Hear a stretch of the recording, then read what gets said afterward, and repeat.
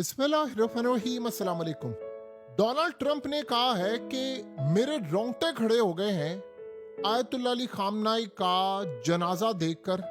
और कहते हैं मैं ये समझ रहा था कि लोग नफरत करते हैं उनसे। कहते हैं मैंने लोगों को रोते हुए देखा, मुश्तबा खामनाई के बाप को, आयतुल्लाह को, तो मेरे रंग उड़ गए। मैंने कहा ये क्या चक्कर है।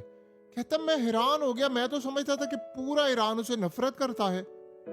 असल में आज डोनाल्ड ट्रंप के मुंह से वो सच निकला है, वो सच निकला है जो इनकी आप समझ लें सीआईए और मोसाद की सबसे बड़ी जो नाकामी थी, जो वो डोनाल्ड ट्रंप को बेवकूफ बनाते रहे, वो सच निकला है। आपको पता है कि जो असल काम होने के लिए जा रहा है, असल काम ये होने के लिए जा रहा है कि अगले हफ्ते नेतन्याहू पहुंच रहा है अमेरिका में और फाइनल खतरनाक फैसला होने वाला है। अब आप ये सोचे, इस वक्त कोई तुक बनता नहीं है, ये कहानी पहले क्या है सारी समझे। असल में हुआ ये है कि मोसाद ने, जो इजराइल की इंटेलिजेंस एजेंसी, और सीआईए, इन दोनों ने डोनाल्ड ट्रंप को जो कन्विंस किया, खास तौर पर मोसाद ने, और कहा कि असल में ईरानी नफरत करते हैं बहुत ज्यादा, लीडर से नफरत करते हैं। और हुआ क्या कि कुछ लोगों की बगावत की वीडियोस को बाहर ये वो, ट्रंप को ये बात पर कन्विंस कर दिया गया कि अगर हम आयतुल्लाह को मार दें या रजीम चेंज ऑपरेशन कर दे, अवाम खुद ही धड़न तख्ता कर देगी। तो इन्होंने पहले किया क्या, इन्होंने वहां रजीम चेंज ऑपरेशन करने के लिए लोगों को बाहर निकाला, वहां पर सब कुछ हुआ, वहां क्रैकडाउन हुआ। उसके बाद नेतन्याहू ने कन्विंस किया कि अगर हम लीडर को मार देते हैं तो अवाम ये जो निकली है ये सारी निकल कर टेक ओवर कर लेगी, हमारा काम हो जाएगा, तुम फिर उसके बाद फौजें उतार लेना ईरान के अंदर। ईरान में जब तुम फौजें उतार लोगे तो उसके बाद तेल भी तुम्हारा, गैस भी तेल, हम भी अड्डे ले लेंगे, फिर हम सबको टैकल कर लेंगे वहां पर बैठकर, फिर रूस समेत सारी दुनिया को, जैसे तुमने वेनेजुएला के सदर को उठाया, यहाँ भी ये काम हो जाएगा, सिर्फ उसके लीडर को मारना। ट्रंप कन्विंस हो गया। उसने ये बात कही कि मैंने जंग 4-5 दिन से ज्यादा नहीं की। उसने कहा 4-5 दिन में लोग निकल आएंगे। ये सारी असेसमेंट थी। एक तबका वो था जो फौज के अंदर था, वो ट्रंप को मना कर रहा था कि ये ख्याल है, ये ऐसा नहीं होगा, वैसा नहीं होगा। अब हुआ ये कि गेम सारी उलट गई, ट्रंप फंस गया, जंग छिड़ गई, वो हार गए। फिर उसके बाद ट्रंप ने खुद एडमिट किया कि खलीजी ममालिक पर हमला मैंने तो कभी सोचा नहीं था, क्योंकि एजेंसियों ने रिपोर्ट ही नहीं उसको ये दी थी, वो उसको पागल बनाते रहे।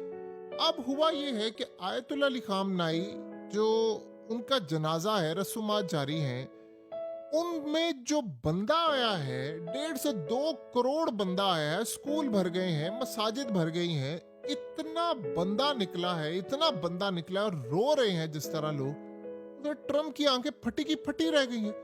अब उसको ये समझ आई है कि मुझे पागल बनाया गया है, मुझे पागल बनाया गया है। ये तो रिजीम चेंज ऑपरेशन का आप सोच ही नहीं सकते ईरान के अंदर। और दूसरी बात यह है कि आप इनको शिकस्त कैसे दे सकते हैं। मिसाइल उनके पास है, टेक्नोलॉजी उनके पास है, स्टेल्थ टेक्नोलॉजी को तबाह करना, F-35 को हिट करना, अपनाए हॉर्मस को टेक ओवर करना, सारी चीजें उनके पास है। अब इनको शिकस्त कैसे दे सकते हैं। ये बात अब ट्रंप को समझ आई है कि मुझे पागल बनाया गया था, ये सारी जंग तो झूठ पर मबनी थी और अब ये जंग मेरे गले पड़ गई है। अब इस सूरत हाल में एक बात उसको समझ आ गई, हम इसको हरा नहीं सकते। आप अगर ईरान को हराना चाहते हैं तो बस एक ही रास्ता है ना, कि आप पूरी दुनिया पर, ईरान पर आप एटम बम चला दें, और उसके बाद इसके अलावा तो कोई रास्ता नहीं। और वो इजराइल चाहता है। अब सारी चीजें जितनी भी है, अब आप ये सोचें कि जितनी देर ये सीज फायर रही है या ये आजकल जंग नहीं हो रही, आपको पता है ईरान अपनी तैयारी कर रहा है जंग की, इतनी बड़ी वो तैयारी कर रहा है जिसका तस्वुर भी नहीं किया जा सकता, क्योंकि उनको पता है ये दोबारा आएंगे।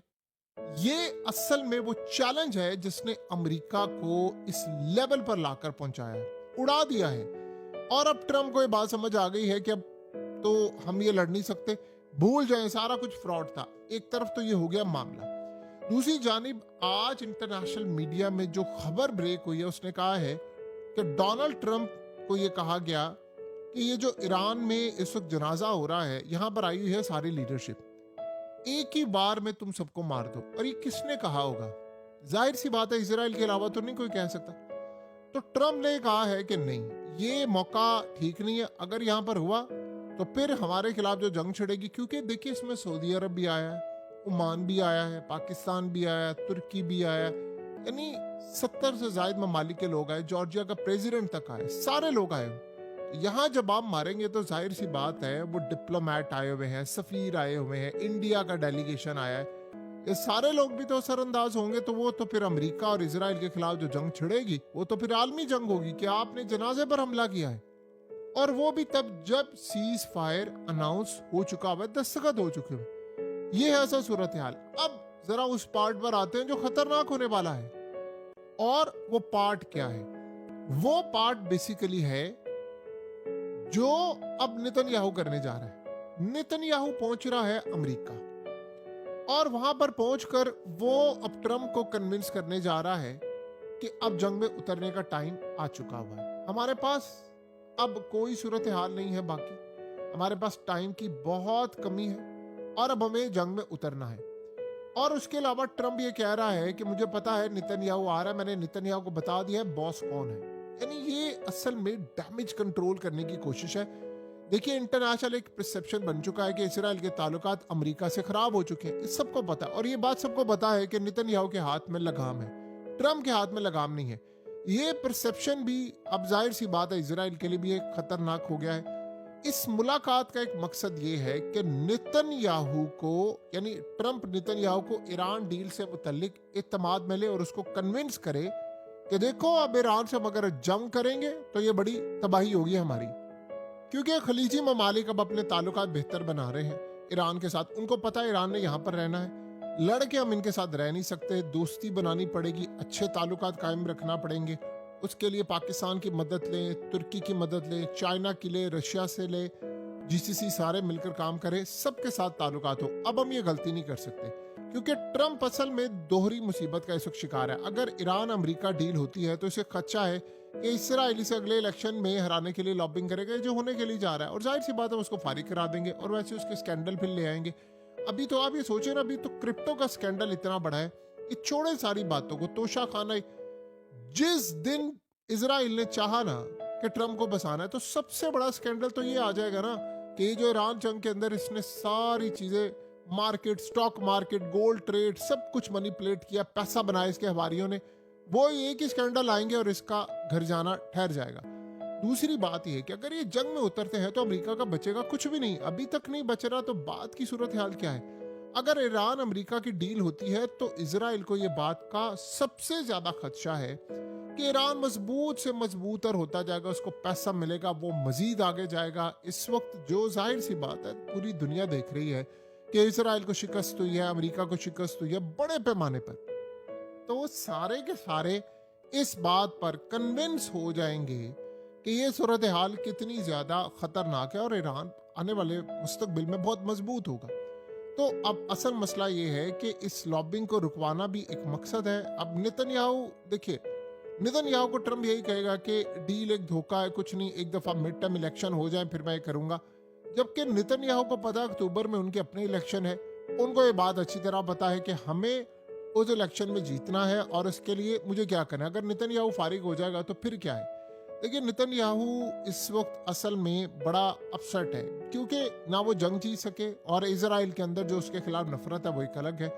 ईरान को ट्रैप करने के लिए इनको वक्त चाहिए। देखिए, अब ईरान ट्रैप तो नहीं होने वाला। अब आप एक हमला करते हैं, अगला 30 मिनट के बाद हमला कर देते हैं। जवाब में नेतन्याहू का इतराज वही होगा जो वो मीडिया पर कर चुका है कि जी पैसे देने से ईरान असला खरीदेगा। नेतन्याहू इस बात पर भी जोर दे रहा है कि डील को अमेरिका की हद तक रखा जाए, इजराइल पर शराइत का निफाज ना किया जाए, ना लिबनान पर हो, इनको पैसे ना दिए जाए, इनसे पाबंदियां ना हटाई जाए।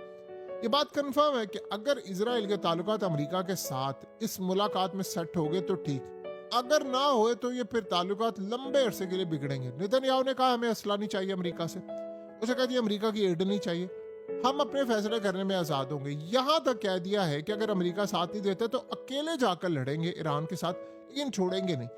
और इजराइल की तबीयत दुरुस्त करवाने के लिए अमेरिका आर्जी तौर पर अगर पीछे भी हो जाता है तो भी आपको पता है कि ट्रम्प के लिए कितना बड़ा खतरा हो सकता है।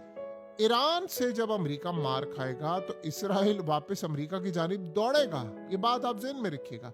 तो फिर इसे अब ज्यादा सख्त शराइत मानना पड़ेगी। देखिए, ईरान के खिलाफ जंग में जो कुछ वो इस्तेमाल कर सकते थे, तमाम चीजें वो कर ली, हरबे इस्तेमाल कर लिए, रिजल्ट जीरो।